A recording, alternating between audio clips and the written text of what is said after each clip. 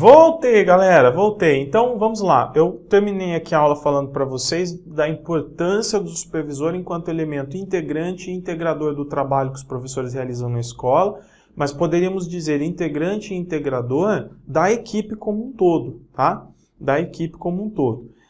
E aqui eu quero colocar para vocês um outro ponto importante, que também, para que mais ou menos o seguinte, para que o supervisor seja um elemento integrante e integrador, a formação dele é fundamental, uma formação de qualidade. Então ele vai ter que, obviamente, apresentar uma formação pedagógica. Não vamos nos esquecer que o supervisor é o professor que se tornou supervisor, não é? Então ele tem essa formação pedagógica necessária, essa visão de professor que já esteve ali na base, na sala de aula, etc. Só que ele também precisa apresentar uma formação também antropológica, filosófica, sociológica. E por quê, Vinícius? Porque ele vai trabalhar com o professor na complexidade. Vejam, o papel do supervisor não é prescrever metodologias, não é prescrever ações, não é impor determinadas formas de agir para a equipe, principalmente para o professor, mas pensar o cenário, buscar soluções que sejam soluções condizentes com as reais demandas, necessidades da escola, da instituição, muitas vezes da comunidade, tá? Então, não basta ele simplesmente saber pedagogia, ele tem que ter um olhar observador, clínico, experiência, ele tem que ter aquilo que a gente chama de flexibilidade, de jogo de cintura, para observar o que está acontecendo. Por exemplo, linguística. Conhecer a linguística é interessante. Ele pode, de repente, perceber que existe preconceito ou até exclusão de pessoas dentro da escola a partir da forma como se relacionam, como os alunos, os professores se relacionam com determinadas pessoas. Quando eu, por exemplo, chamo um deficiente de portador de deficiência, né, como se ele estivesse portando aquilo, como se aquilo fosse um peso nas costas dele, e isso diferenciasse a ponto dele não poder ser incluído no processo educacional. Não é portador de deficiência, é deficiente, tem suas características como todos nós temos as nossas. Nós somos iguais e nós somos diferentes nas nossas individualidades. Então, é comum que as diferenças existam dentro, né, de uma comunidade e que mesmo com as diferenças a gente possa conviver juntos, respeitar, etc. Então, o supervisor ele pode, de repente, perceber isso, nomenclaturas inadequadas que excluem, que discriminam, que geram preconceito. Para isso, ele tem que ter conhecimento. Então ele está ali não para controlar, não é para regular, não é simplesmente para acompanhar, é para ajudar os professores, principalmente que é o nosso foco do texto, nas suas demandas, nas suas dificuldades, nas questões complexas que surgem todos os dias. Então isso que eu estou falando para vocês é o texto, tá? É isso que a autora nos traz, é isso que você pode esperar para uma eventual questão aí na sua prova. Aí vem abandonando a ação tradicional. O grupo vai fazer o quê? O grupo vai levantar novas questões. Então, o grupo de supervisores, junto com a pesquisadora, vão levantar novas questões, justamente para abandonar a ação tradicional, fazer com que a supervisão seja compreendida de outra forma. Então, as perguntas que são levantadas é de que tratam a pedagogia e a didática conforme a proposta da rede. Então, eu preciso entender, né?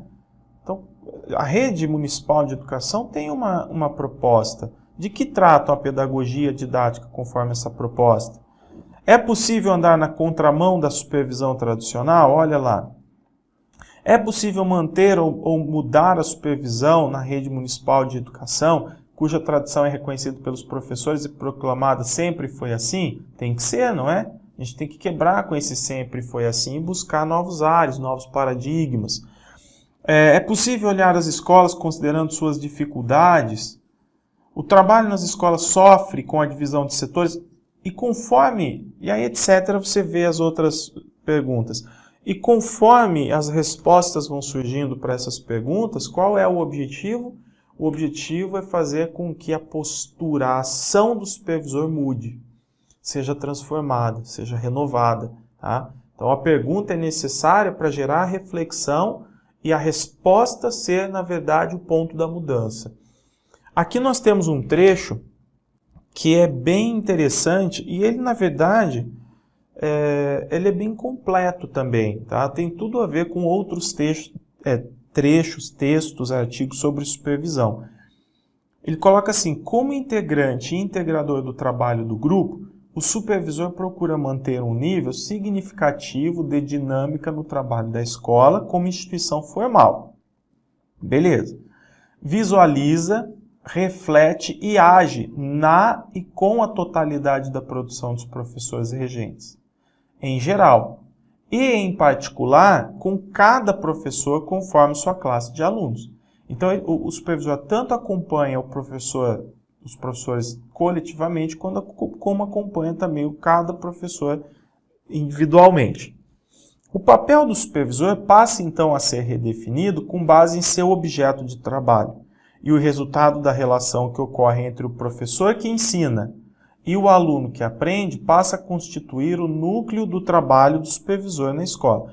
Então lembra que uma das questões que o grupo de pesquisadores, a pesquisadora e o grupo de supervisores estavam tentando levantar é qual é o objeto do trabalho do supervisor? Será o aluno? Será o produto? Será o professor? Será o trabalho? Será a eficiência, etc.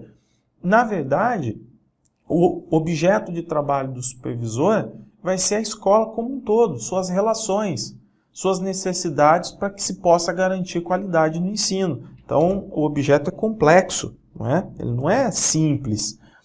A forma fácil ou difícil usada pelo professor para que o aluno aprenda será, portanto, o foco da pesquisa, do estudo e da reflexão. Olha lá, ó.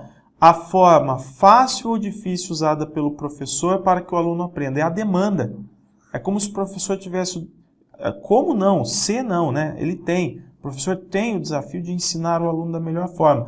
E aí, a forma como ele está procedendo? Essa forma é foco de pesquisa, de estudo, de reflexão por parte do supervisor. Esse é o trabalho do supervisor, dentre outras coisas. O supervisor, fazendo uso da observação participante, poderá encontrar no diálogo com os professores formas próprias de intervir na qualidade do trabalho que os regentes realizam na sala de aula com seus alunos, negando assim o receituário das transcrições diretas e indiretas. Então não tem que ter, usa essa metodologia, faça assim. Não, tudo é uma questão de diálogo, pesquisa, de reflexão e intervenção. Beleza? Ainda, qual que é o papel? As colaboradoras... outra coisa, tão fortemente difundido nas discussões iniciais do grupo de colaboradores. O que acontece? No começo, quando as colaboradoras, as supervisoras vão levantando as atribuições do supervisor, o que o supervisor faz, como ele age e tudo mais, o supervisor ele era mais vamos dizer assim, ele era mais um cedente de prescrições, ele ficava ali o tempo todo repassando, né, um repassador de prescrições para o professor do que um parceiro do professor. E agora a gente faz o quê? A gente reflete se aquela postura estava adequada e busca uma nova forma de entender o papel do supervisor. As colaboradoras estabeleceram também que o trabalho do supervisor independe do aceite ou não do diretor da escola. Então, se antes o diretor da escola, a postura do diretor é que definia o rendimento do supervisor, agora elas chegaram à conclusão que não é bem assim que funciona. No âmago do trabalho de quem ensina e aprende, existe uma necessidade que intitularam par de olhos, para focalizar o trabalho do professor no ato de discutir e refletir sobre sua qualidade. Disseram que essa avaliação gira em torno não só da realidade, mas principalmente de situações ainda não descobertas ou não percebidas pelo professor e que se fazem presentes na produção gerada na relação do professor que ensina e aprende com o aluno que aprende e ensina. Lembraram que essas situações são identificadas pela ação de pesquisar o cotidiano dos alunos da escola, suas experiências, o que esperam de da escola e em que condições a escola pode contribuir didaticamente para sistematizar seus saberes e introduzi-los nos princípios do conhecimento científico. Então, esses trechos que eu estou passando, não é só para que a gente tenha uma interpretação adequada do artigo, mas para que você também esteja munido, vamos dizer assim. Caso caia na tua prova um trecho desse, que são os trechos importantes, né, você não viu só a ideia referente a ele, você leu o trecho, para você poder responder com certeza, isso é importante. Peraí, aqui repetiu, tá? Quanto às metodologias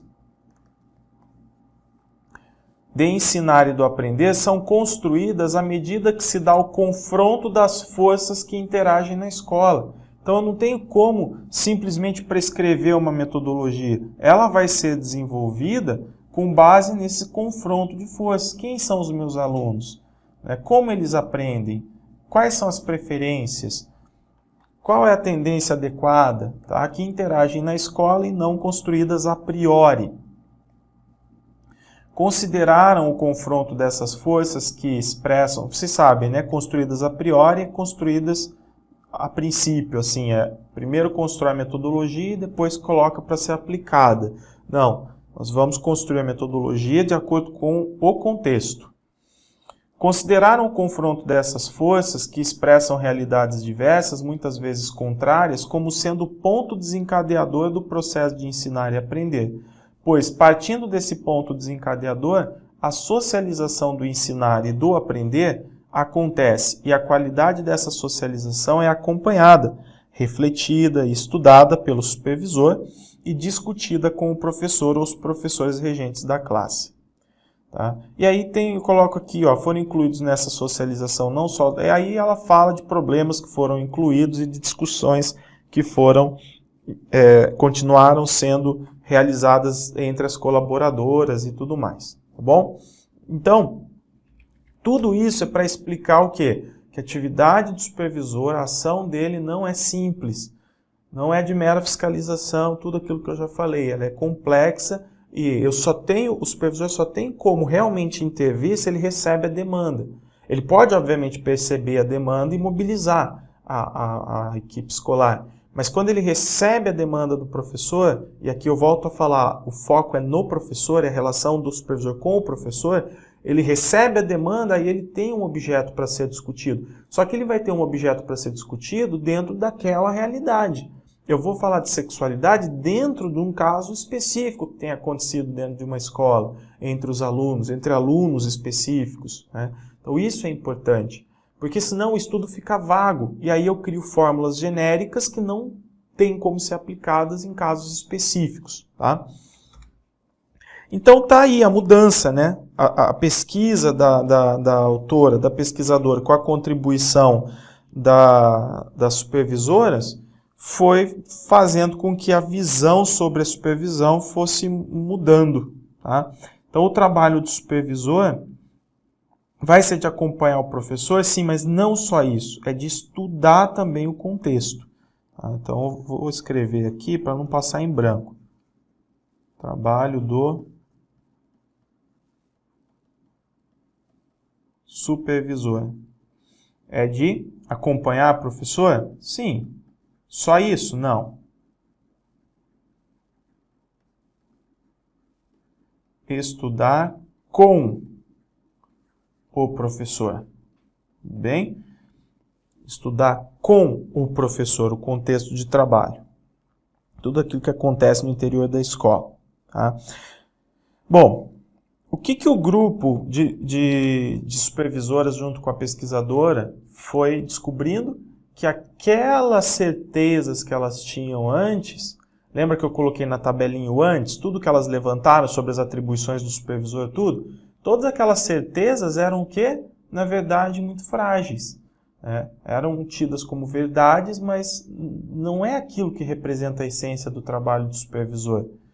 E aí a autora fala da importância de se ter esse tipo de pesquisa dentro dos sistemas de educação. Então, ao longo lá das pesquisas, das discussões, o grupo foi vendo que as certezas anteriores que esse grupo tinha, na verdade, são ideias frágeis. Tá? E aí tem as novas percepções, e as novas percepções são justamente essas que nós estamos colocando aqui. Tudo bem? Outro ponto. Esse trabalho do supervisor aqui, ele pode adotar também um como fazer, né? Como que o supervisor atua no sentido de como ele efetiva o trabalho dele. Então, o importante para o grupo, a conclusão que o grupo chega é o seguinte: cabe ao supervisor, então, criar um modo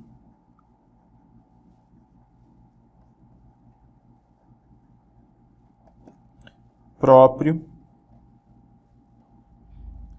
de pensar a escola com base em sua singularidade. Tá? Então, se eu olho para a escola e me preocupo em diagnosticar as diversas situações a partir da singularidade da escola, nós já estamos trilhando um caminho adequado. Então, é um modo próprio de pensar a escola com base na sua singularidade. É assim que o trabalho do supervisor tem que ser desenvolvido. Esse é o cuidado que deve ser tomado. Ok?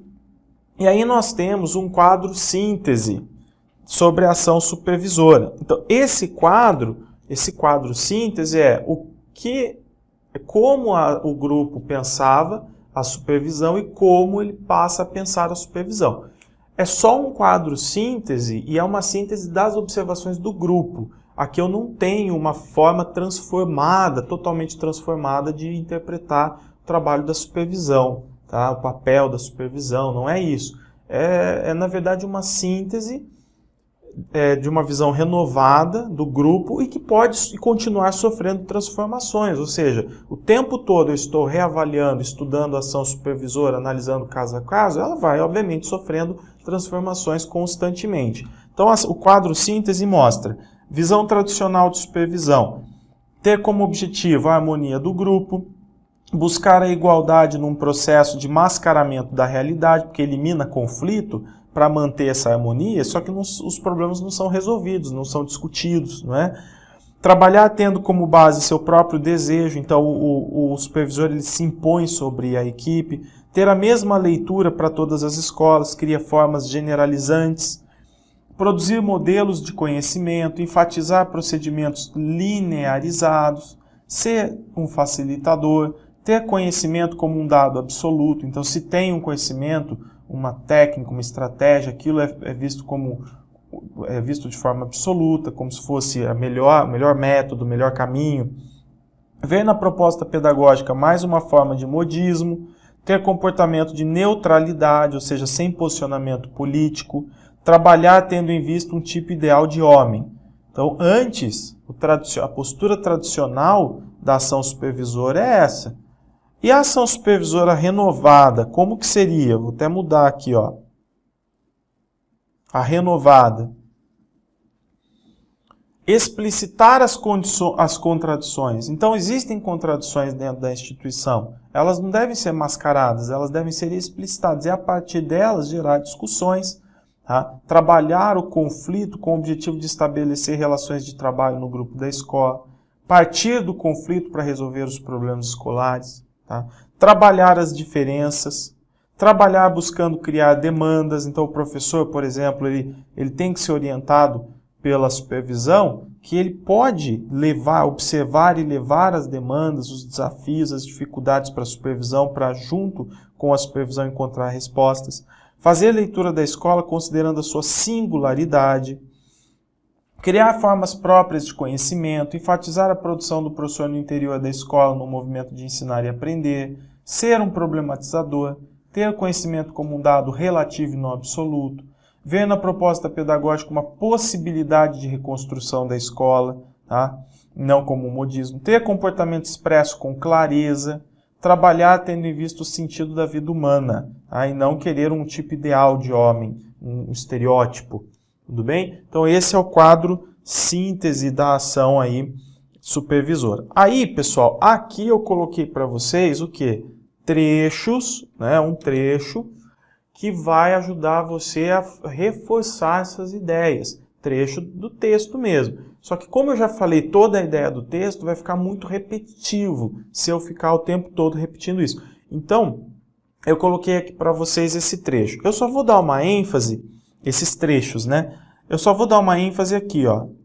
Pensar, agir e reagir elaborando sínteses a respeito da ação supervisora implica ter-se uma concepção clara a respeito de. Então, aqui é a concepção que nós vamos buscar a respeito da ação supervisora. Então, eu tenho que entender da escola como instituição social financiada numa sociedade que tem sua base no sistema capitalista. Eu tenho que ter essa consciência do sentido que tem a educação e o ensino para o país. Então, o supervisor tem que ter essa consciência, ele tem que ter uma visão política da realidade, uma visão econômica, não só pedagógica, da posição que o sistema de ensino atribui para o supervisor como um dos agentes educacionais, da posição que o próprio supervisor se atribui como agente do ensino e da educação, do objeto específico de trabalho do supervisor escolar e da capacidade de observar o cotidiano para, através dele, transformar a sua ação, que aqui está a base da pesquisa. Tá? Então, o tempo todo a observação, capacidade de observar o cotidiano vai levar o supervisor, a equipe supervisora à reflexão e à possibilidade de transformar constantemente a sua ação. Ok? O que mais, Vinícius? Aqui existe quase que vamos dizer assim, um postulado, né, da autora, quando ela fala sobre a prática do supervisor, em que ela coloca uma frase de efeito que é mais ou menos assim: a prática não pode ser apropriada pelo supervisor se ele não reflete sobre ela. Então, o que é apropriar-se da prática? É ter domínio da prática. É ter domínio, é a capacidade de interpretar de forma adequada aquilo que acontece dentro da instituição. Então, eu não tenho como me apropriar dessa prática, eu enquanto professor, se eu não refletir sobre ela. Porque não adianta eu querer simplesmente criar regras de conduta dentro da escola. Por quê? Porque a conjuntura, o contexto escolar é muito rico de diversidade de possibilidades. O tempo todo nós vamos ter lacunas, o tempo todo vai faltar uma regra para resolver um problema. Então não adianta querer tornar tudo mecânico. É importante assimilar, observar, ter consciência do contexto e refletir constantemente sobre ele. Consequentemente, isso leva à necessidade de reflexão sobre a própria prática. Tá? Outra coisa que a autora nos fala é: tudo bem, então nós precisamos refletir sobre a prática, né? Pensar a prática. Isso requer o quê? Então, esse pensar a prática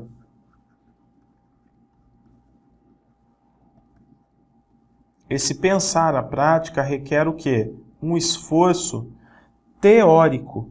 Só que não só teórico, esforço teórico e prático, prático-teórico. Tá? Então, requer esforço teórico, prático. Sem subsídio teórico, essa reflexão aqui, ela fica bastante pobre, vamos dizer assim, rasa. Tá? E esse esforço que o supervisor faz não é sozinho, é em parceria, é pensando junto. Não é ele sozinho tentando encontrar respostas. Tá? Então, o esforço, vou colocar aqui, esforço é realizado em conjunto. Em conjunto quer dizer com os outros agentes escolares, com os outros agentes educacionais. Tá? Por exemplo, o professor que apresenta demandas e junto com o supervisor eles vão buscar resolver essas demandas. Ou seja, quando o supervisor pensa as questões da escola, ele pensa no pedagógico? Sim. Então, dimensão do trabalho do supervisor, ou dimensões, né? Tem uma dimensão pedagógica? Sim. Só que tem também uma dimensão política. Porque eu estou pensando na formação do sujeito que é cidadão e que vai se consolidar cidadão. Tá? Beleza, gente? Então, vamos dizer assim, essas informações, elas representam aí, né, as ideias contidas no texto que nós acabamos de ver, e ficam, então, esses dois trechos aqui, ó, esse e esse de leitura complementar para você, que, na verdade, você vai aprofundar isso tudo que nós falamos. Okay? Isso vai complementar isso tudo que nós falamos. É um texto difícil, Vinícius? Não. É um texto fácil. Mas ele é um texto que a gente precisa sacar a ideia da autora. Porque ele fica o tempo todo falando, mas ele não nos encaminha. Tá? Fica só falando da pesquisa, mas não fala muito o propósito. Então depois a gente precisa entender o propósito do texto, e aí você vai ver o quê? Que é, na verdade, a mesma mensagem que outros textos sobre supervisão falam. Ou seja, comparar o supervisor do ponto de vista tradicional com o que nós queremos hoje do supervisor, tá bom? Bom, chega de falar de texto, de supervisor, etc. Vamos encerrando a aula por aqui. Você fica aí com esse primeiro capítulo todo esquematizado, trabalhado, e até o próximo, gente. Um abraço, valeu!